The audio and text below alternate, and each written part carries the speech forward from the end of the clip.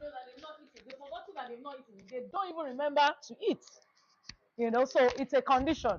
And we have quite a number of older persons who don't. The same way they forget to eat is the same way they forget that they have eaten. Same way that they forget that they've eaten. So, yeah, there are many causes of nutritional deficiency. Of course, I've mentioned that sometimes it's not because they have inadequate intake. Sometimes the intake is adequate, but because of some other underlying medical issues, like diseases that affect injection, diseases that affect absorption of whatever it is that we've taken, in the diseases that affect utilization, uptake, of whatever has been taken, increased nutrient requirements, increased nutrient destruction, and increased nutrient excretion. Several other things. So there are illnesses, that fall into this, and then they affect whatever the nutritional states of a client. So nutritional deficiencies can lead to functional changes, easy get tired easily, loss of appetite, and of course stooling, diarrhea, and all of those. There are also anatomical lesions that can develop, like glossitis, colitis, dermatitis. Nutritional deficiencies can show on the skin. You can show on the skin. See some of those rashes that are, but all of this were just to death. That's an example that we just saw now. Can lead to death. That's an untimely death. Even though they are old, doesn't necessarily mean they should die. So not every old person should die at the time they died. So the fact that they are old doesn't mean they should die. That is called ageism. What are you doing on the road? Go and stay in the house and all that, and you harass old people all over the place. Caregivers must never be found doing such things. You must stand up for the rights of older people. Tomorrow we're going to celebrate International Day of Older Adults.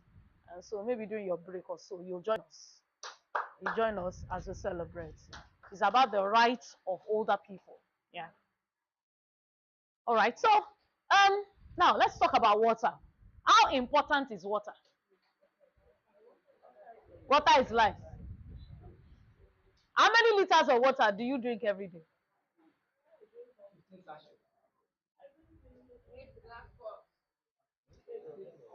Speak for yourself, please. How much of water do you drink every day?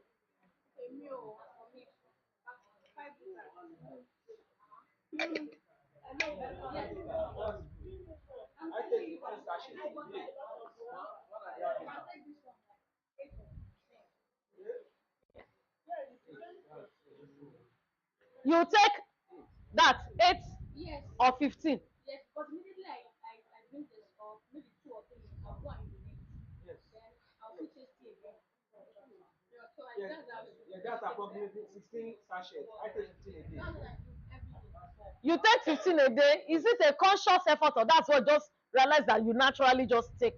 I just take That's I take it as therapy. You take it as a therapy. So you're intentional. Yes. All right. Size every day. Raise up your hand. Raise up your hand. I'll ask you how many bottles you take every day. You take 2 or less. You take 2 or less. You take 2 or less. Any other person? You take 3 of these. Let me see your hand.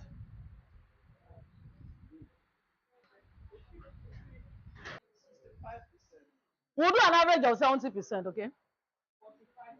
No.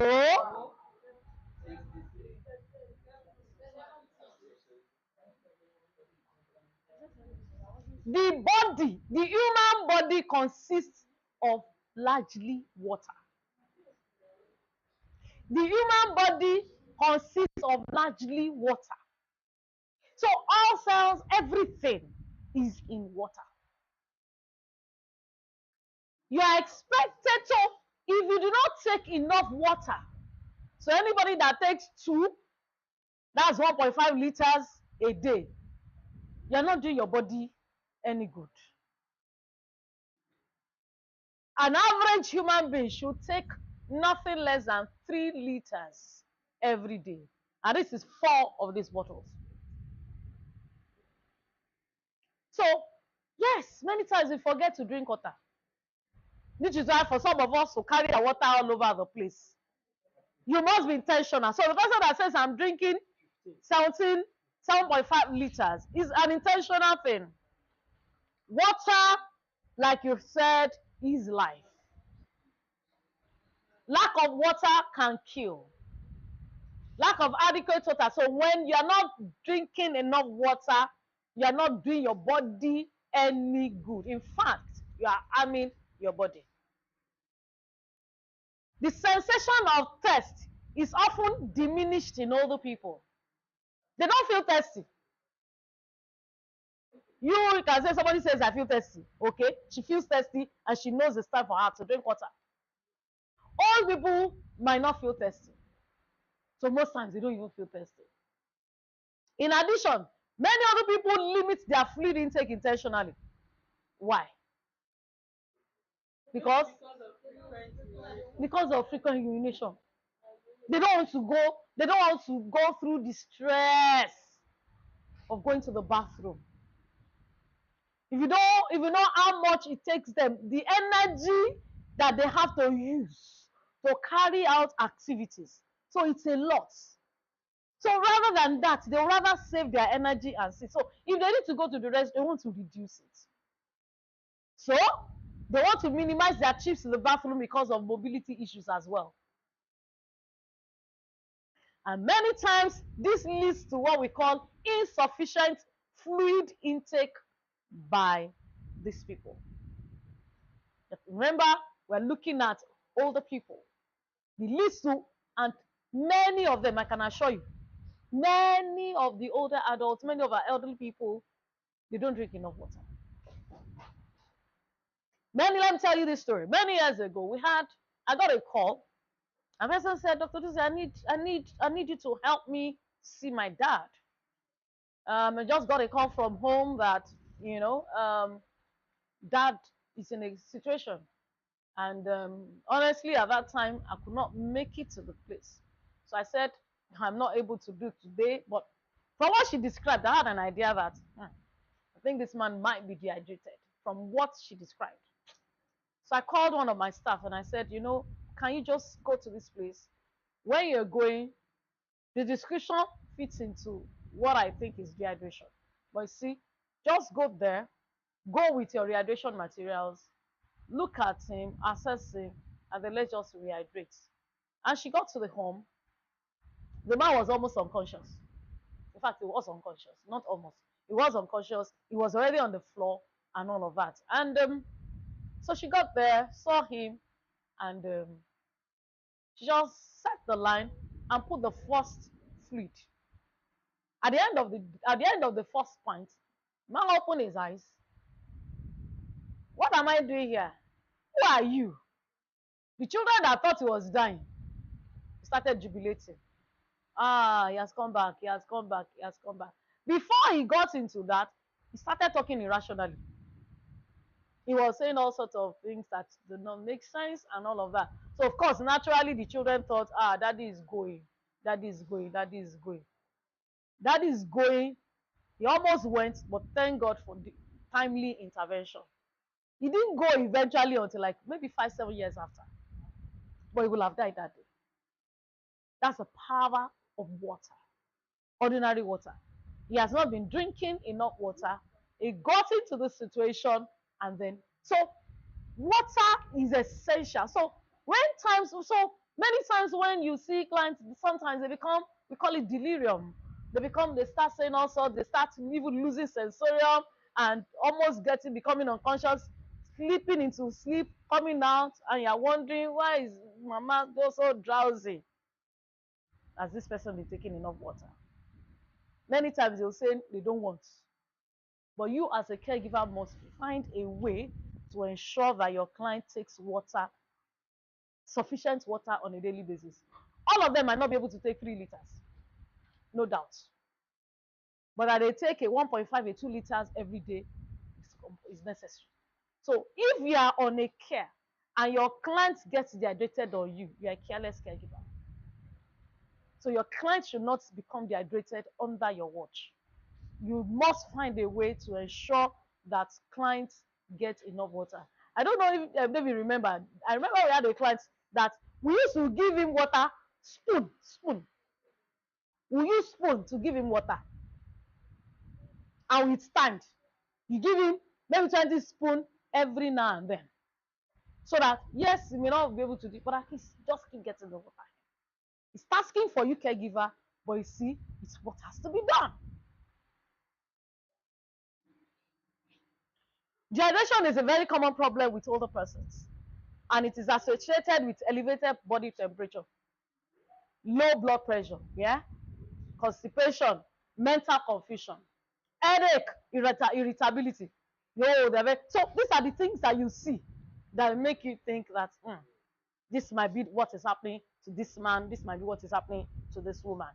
Okay, so adequate water intake is needed among elderly to prevent dehydration. Normal daily intake is about 3 liters of water every day. Yes, they may not all be able to take 3 liters, but please, as much as possible, do 2 liters. If you can't do 3 liters, and let it be consistent.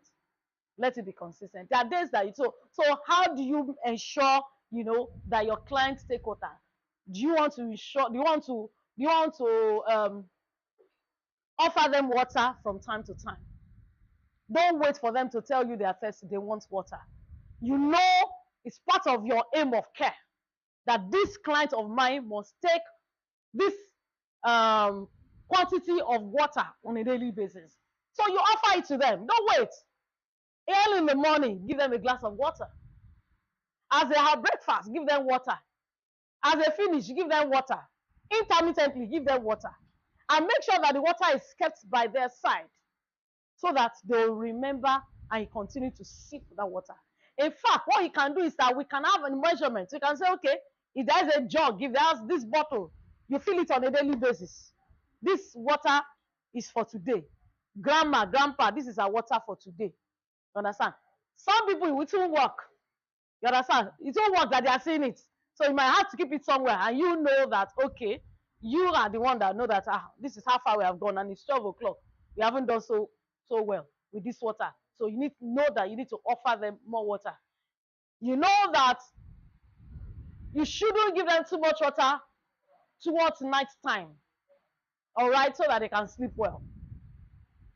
So much of the water intake should be during the day, before 6, so that they have as much water during the day as possible, so that at night they'll have reduced the frequent urination and they can have a good sleep.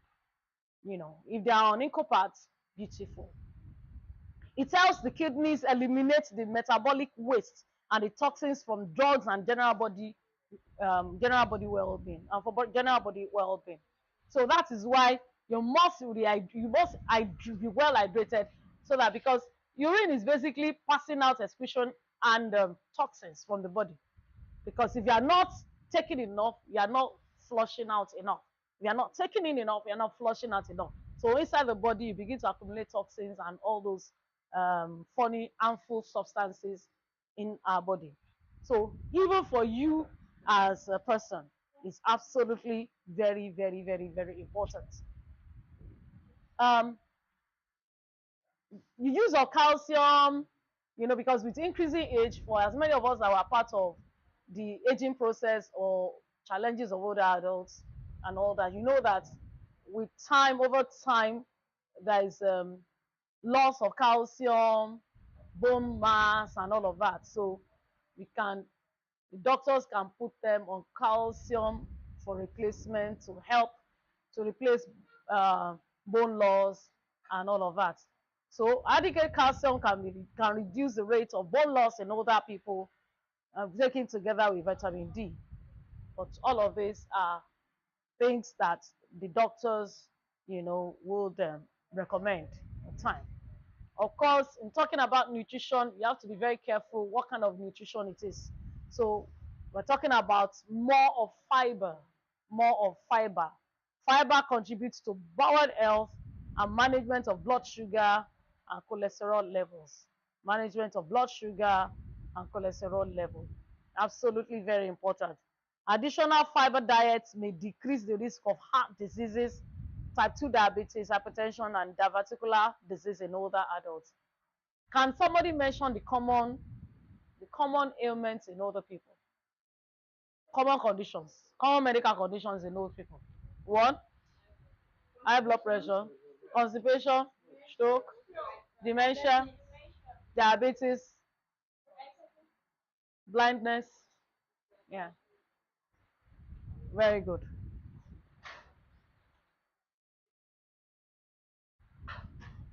So constipation may be partially due to inadequate intake of dietary fiber, fluid, or food in general. One of the common is very is not a comfortable feeling at all. Even if you, as a younger person, you are constipated, you know how inconveniencing and how uncomfortable it is. So for older people, it's one of the common challenges that they have, which is why some of them even refuse to eat. So tell them the more water they take, it helps bowel movements. The fact that they are not even moving as much. When you walk around, when you exercise, when you do things, it also help your bowels and all that. So many times they are sitting, you know, they're not moving, they're not eating well and all that. So constipation. And it can lead to loss of appetite and further reduction in food intake. Is a real challenge. A large number of drugs taken can increase urine flow. So that in itself is a challenge. They are already urinating by virtue of the medications that they are using. Now you are saying they should take more water. So if you are not careful, they will ask you whether you want them to sit in the restroom all day. So it can actually be quite challenging. But we must know how to balance because we know the importance of all of those things. So drugs like diuretics surely will increase urine flow and it results in low calcium, in low sodium, low sodium, and causes weakness, confusion, giddiness, and all of that. Potassium can also be depleted, you understand, with diuretic use, with this kind of group of medications that we're talking about. So we're saying all of these things because all those nutrition, water, supplements, and vitamins, minerals, all of them all work together for our good. And any deficiency in one of these major elements and all that will affect us, All right. So clients, the service can have weakness, muscle pain, fecal impactation. That is, the poo wants to come out, but it cannot come out. Very, very painful one. So there are ways in which, so all of those things, as you observe, must be escalated, reported, escalated so that your clients can have relief and intervention as appropriate. As appropriate.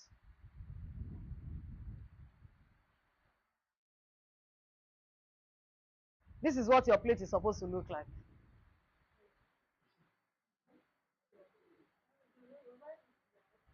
Hmm?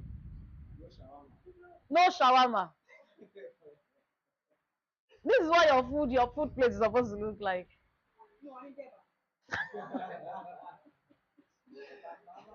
You can eat eba, you can eat amala, but you eat all of this as well.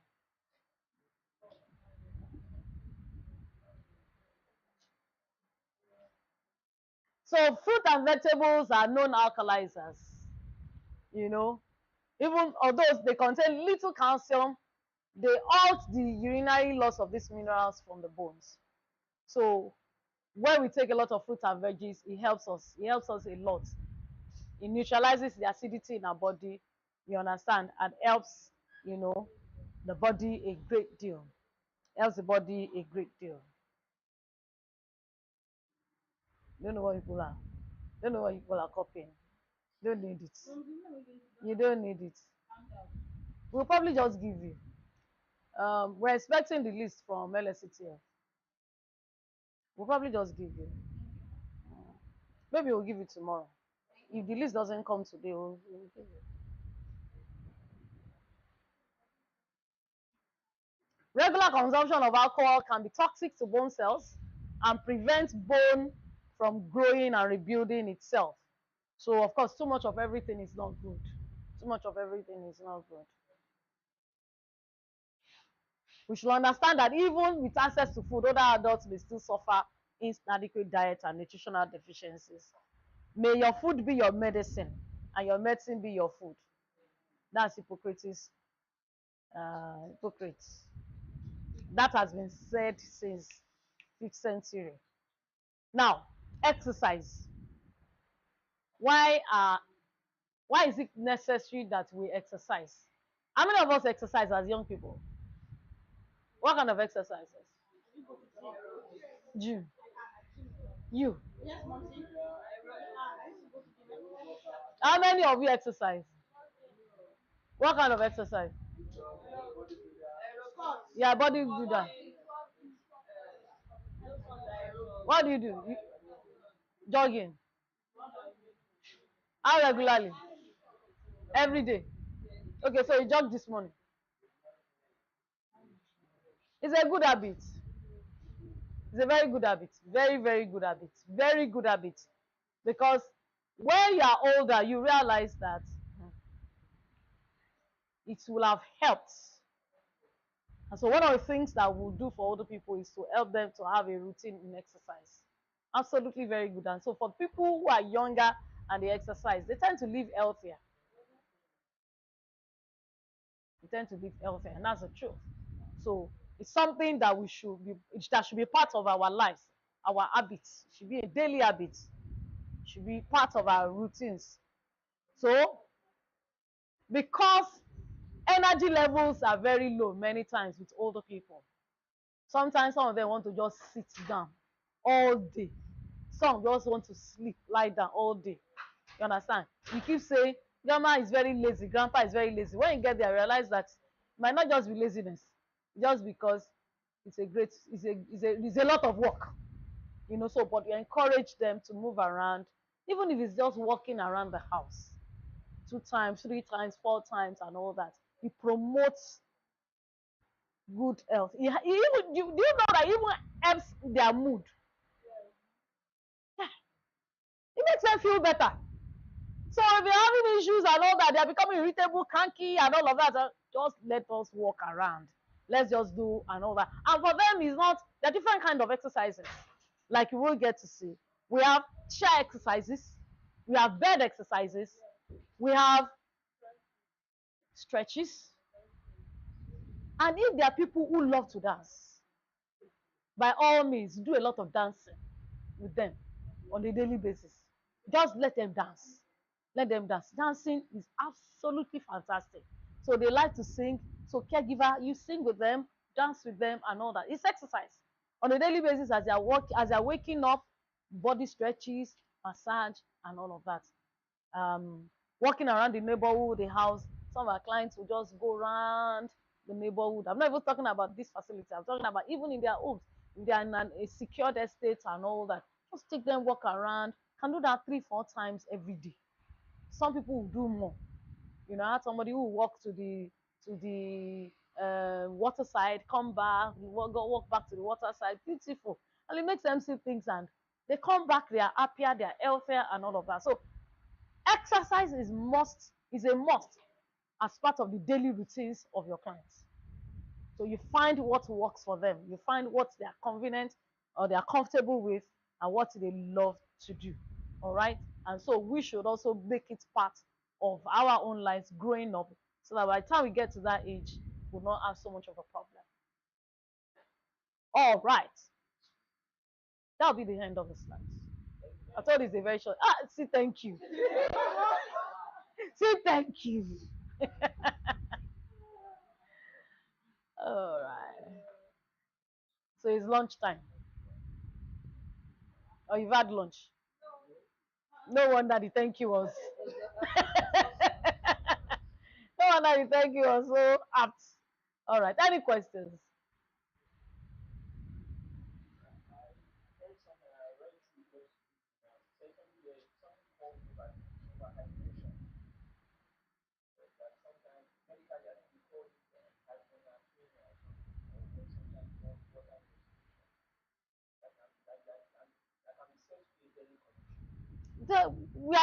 Yes, that's a medical condition, yes. But I don't know, it's not a common condition. I mean, how many people will drink 10 liters, 15 liters, 20 liters? You yourself, you know that that is abnormal. You understand? So when you see the abnormalities, you know that that is an abnormal situation. You understand? So that is 1 in a million or something that you see. You see more of under than over. Yes, so that's a medical condition. Yes, but it does happen. Yeah. All right. So enjoy the rest of your day. After your lunch, you'll do vitals.